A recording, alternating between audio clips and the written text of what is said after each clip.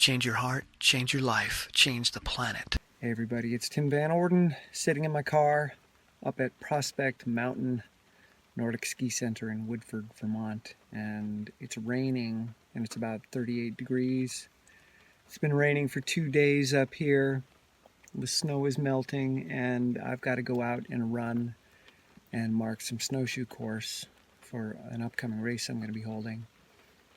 And these are my least favorite days to get out the door.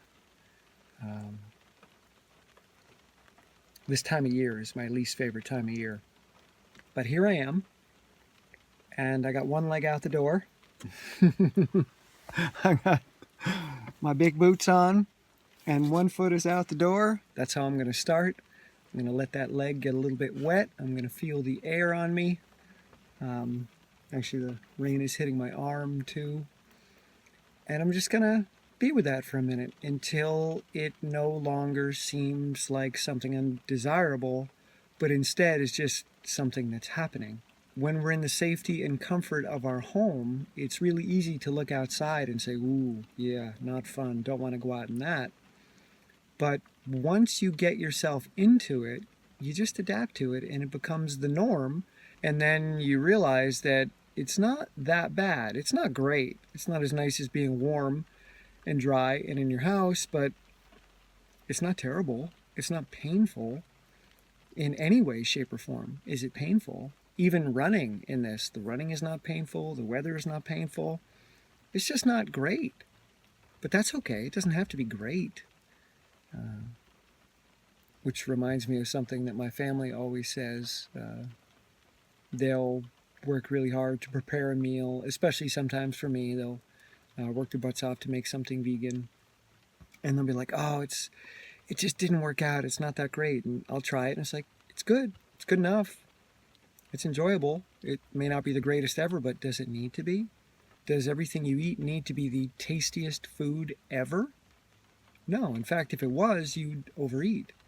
And does every run or every experience need to be the most comfortable, satisfying experience ever? No. If you don't challenge yourself, you don't grow. You have to step outside of comfort in order to grow. That's the only place that growth happens. So I can stay inside and look out the window and say, it's a dark, dreary day, it's raining, it's in the 30s, and I've got to go huff up a mountain in the snow. Oh, man. But it's really not that bad. And the result is going to be, I'm going to grow. I'm going to grow mentally and I'm going to grow physically. And right now, I'm growing the habit of being the guy who gets out into the weather no matter what it's doing. Even if I'm not excited about it, I don't need to be. I don't need to get excited to open a door and let my leg hang out. And my leg is nice and wet now. Not that bad. I can feel the moisture on my leg, pants sticking to me. So it's not that bad. And little by little, I just work myself into being okay with this moment. And then I'm out the door, I'm huffing up the mountain, and I get comfortable with that. Comfortable with discomfort. It's really the ultimate goal. And then my day takes place. Pop on an audiobook, explore the woods, get really excited about the course I'm designing, some fun new single track, and go from there and have a day. And when I'm done, I change my clothes and I go back to comfort. And I feel good about the fact that I got myself engaged no matter what. There was no excuse. Don't have an excuse. I'm just going to do this. And I'll find a way to do it. I'll find a way to be gentle with it. I'm not going to tell myself to harden up and just throw myself out into it. I'm going to let myself gently engage. And therefore, the next time I do this, which is most likely tomorrow, I'm not going to have any fear. Because I didn't throw myself into it. I let myself get accustomed to it without any harsh and sudden changes. And this is the compassionate approach. By the way, my book came out a couple days ago, so if you haven't checked it out yet, it's called A Compassionate Approach. It's all about compassionate approaches to getting into action and dealing with fear and dealing with feelings of inadequacy and all that fun stuff. So check that out. And I'm going to get out now of the car and head up the mountain and play in the snow. All right. I love you guys.